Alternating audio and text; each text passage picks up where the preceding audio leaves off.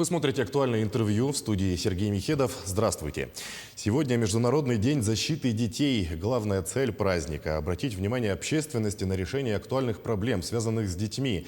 Впервые этот день отметили в 1950 году, а в 1959 году Генеральной Ассамблеей ООН была принята Декларация прав ребенка.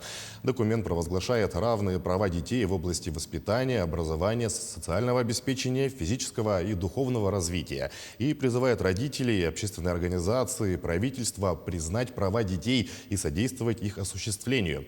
День защиты детей отмечается ежегодно более чем в 30 странах мира. Гостья студии сегодня Анна Соловьева, уполномоченный по правам ребенка в Якутии. Анна Афанасьевна, здравствуйте. Здравствуйте, с праздником вас. С праздником вас тоже. Какие самые злободневные проблемы сегодня необходимо решить в регионе, чтобы обеспечить детей счастливым детством? Спасибо большое за такой хороший вопрос. Но я прежде хотела бы поблагодарить за начало, что вы напомнили, что это с 50-х годов, это много лет уже идет. И кроме того, Советский Союз, тогда наша страна, первая поддержала Декларацию прав ребенка, которая была принята еще в 1949 году. А вот в 50-м году мы сразу поддержали. И я считаю, что это очень хорошее начало жизни человека, когда он чувствует себя равным среди равных. И поэтому, конечно, сейчас все любят говорить о проблемах, но я хочу немножко так же, как и вы, сказать все-таки о хорошем. Я хочу сказать, что я работаю с 2003 года, и меня радует, что с каждым годом в нашей республике, ну и в нашей стране, все-таки права детей соблюдаются все лучше, все больше. И это меня радует, потому что я это вижу в динамике. Не просто так к 1 июня. Я каждый год пишу доклады, и на этих докладах, на цифрах, на статистике, в жестком режиме мы отслеживаем, каково же положение детей. И мы знаем, в какие годы детям было как-то не очень, а в какие годы лучше, и вообще, как растет наше детство. Насчет проблем. Ну, сейчас актуальная проблема – это моббинг, это травля людей, то есть детей друг друга, взрослых друг друга. Вообще это стало повсеместным явлением.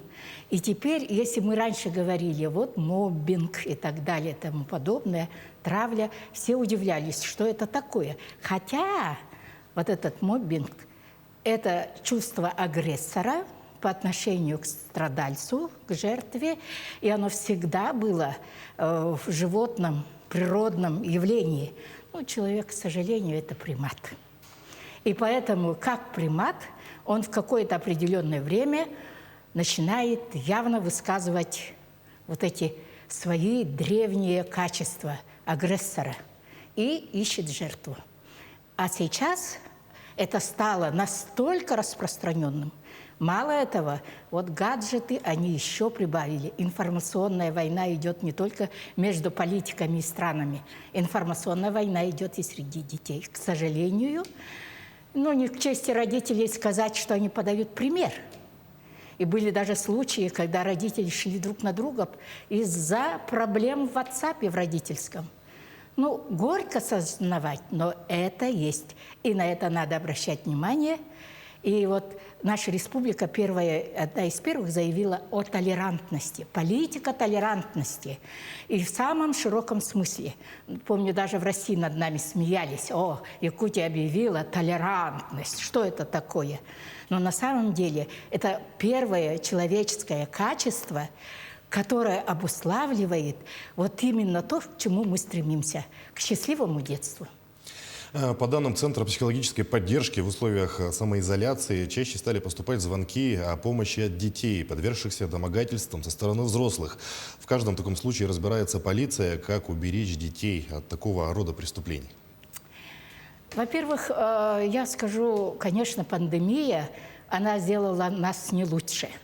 И вот этот моббинг, как бы поиск жертвы от агрессора, к сожалению, оно и дома. Когда люди 24 часа в сутки дома, и когда домашнее задание, непонятно что, и вообще такое нервное, невротическое состояние всех и взрослых, и детей, к сожалению, в общем-то, всякие вот извращения бывают, в том числе вот о чем вы говорите. И второе, я хочу сказать, это, в общем-то, скажу, болезнь, психическая болезнь людей. Это большая зависимость, это то, что почти не лечится. И поэтому надо выявлять таких людей, жестко ограждать таких людей.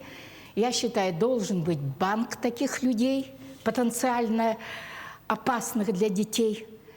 И я думаю, за ними надо отслеживать, лечить, если они добровольно соглашаются. Ну, всякое, много есть методов ограждения от такого пагубного растления детей взрослыми. Ну и дети тоже подвержены. Во-первых, информационный вот этот канал, который весь открыт. Пожалуйста, если родители не видят, не следят за своими детьми, дети могут попасть в любые каналы, и даже платные, и посмотреть все, что негоже. И любопытство детства не имеет никаких границ. И поэтому бывают и такие случаи, когда вот именно из любопытства. Значит, мы сказали, это люди больные, это может быть психопатическое состояние, невроза, и это может быть любопытство. И, конечно, должен быть банк данных. У нас его нет в России. Социальное сиротство – бич нашего времени. Как можно искоренить эту проблему?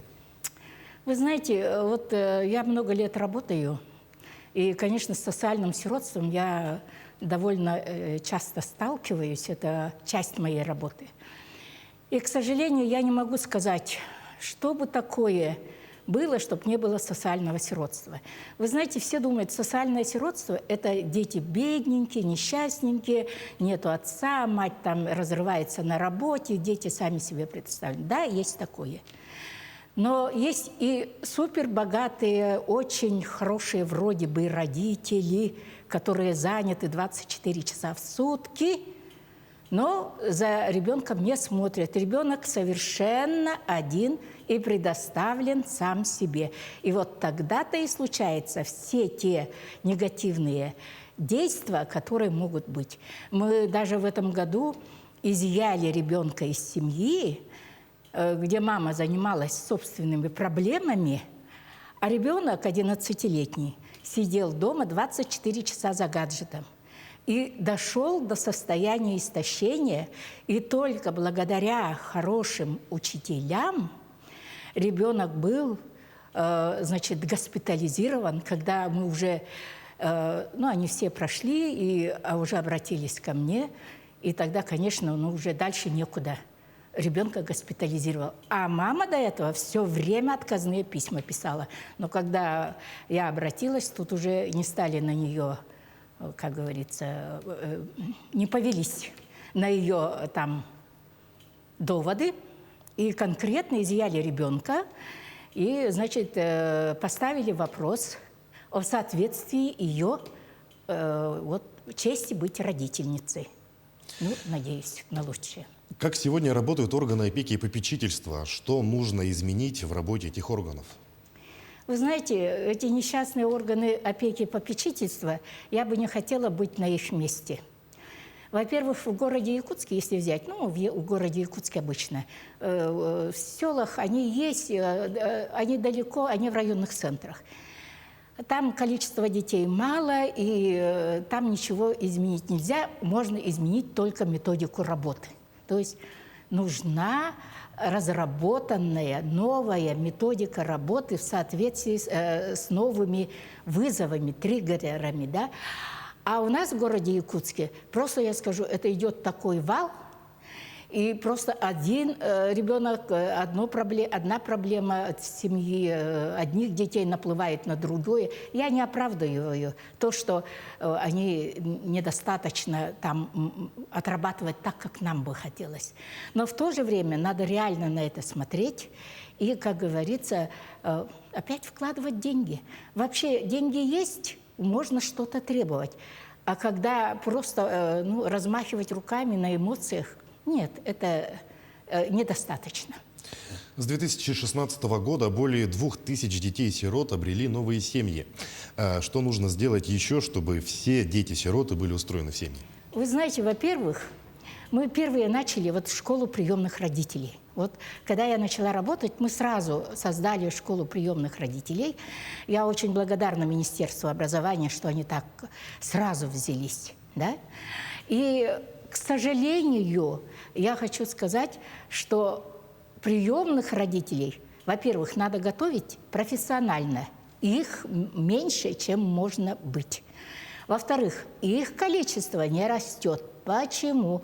Потому что они законом не защищены никак. Они не входят в статус многодетных родителей, хотя у них много детей. Они получают мизерную зарплату, которую даже стыдно говорить. И притом один родитель, а не два. А берут ведь два родителя. Потом я могу сказать, что у них нет проездов в отпуск как членов семьи с этими детьми. Я считаю, что государство должно обратиться лицом к приемным родителям. Эта проблема большая, эта проблема решаемая, нужна политическая воля и, конечно, бюджетное финансирование. Какие меры должны быть разработаны по поддержке семей с детьми, оказавшимся в трудной жизненной ситуации? Вы знаете, конечно, никто не застрахован от какой бы то ни было беды. Конечно, это очень сложно, когда семья попадает в трудную жизненную ситуацию. Это требует не только морально-нравственных там каких-то сил, поддержки, оно требует еще и тоже, вот, то же самое финансовое. Да? И вы знаете, у нас нет приютов, куда можно было бы семью поселить. У нас нету временного жилья. Ну, есть что-то, но это совсем мало, это вообще невозможно. И вы знаете, когда семья попадает в трудную жизненную ситуацию, в первую очередь, конечно, им нужна помощь всеобъемлющая, и морально-психологическая, и финансовая, и сопровождение. И притом после такого стресса у людей начинается прямо, как говорится, веревочка рвется в тонком месте, там и болезни начинаются, там все. И вы знаете, не все выдерживают этот стресс достойно, и условий-то, конечно, нет. Поэтому, совершенству нет предела. Необходимо нам иметь запас квартир, куда можно было поселить этих людей. Необходимо как-то им поддержать по работе, по государственным учреждениям и так далее и тому подобное. Очень много, что нужно этим людям. И, конечно, у каждого индивидуально надо подходить. Анна Афанасьевна, что бы вы пожелали детям и их родителям в этот праздничный день? Что я могу пожелать? Я могу пожелать только одного. Дорогие наши детки, любимые, почти единственные, многодетных у нас мало. Это очень хорошо, что у нас еще сохраняются многодетные. И мамочки, папочки, бабушки и дедушки, тетушки и дядюшки, все, кто там рядом, любите детей. И относитесь к ним по-человечески, зная о том, что это тоже человек. Анна Афанасьевна, спасибо, что пришли к нам, ответили на наши вопросы. Еще раз поздравляем вас с праздником, с Днем защиты детей. Спасибо большое. И я хочу, чтобы у вас телевидение также несло добро и любовь к нашим детям. Спасибо.